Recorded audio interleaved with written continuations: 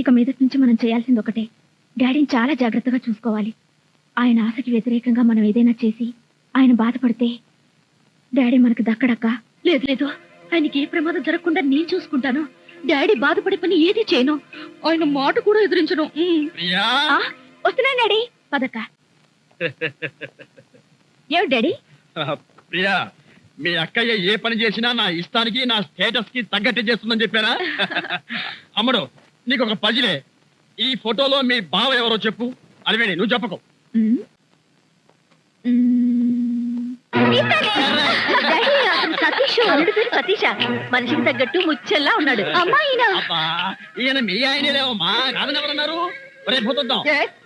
ఈ ఫోటో బాగా చూసి అల్లుడు గారు ఎవరో చెప్పరా. వీరే ఎంత పొగరా నీకు? ఇంకోసారి ఆ దరిద్రుడిని పట్టుకున్న అల్లుడన్నావు, నీ గుడ్లు తోడేస్తాను.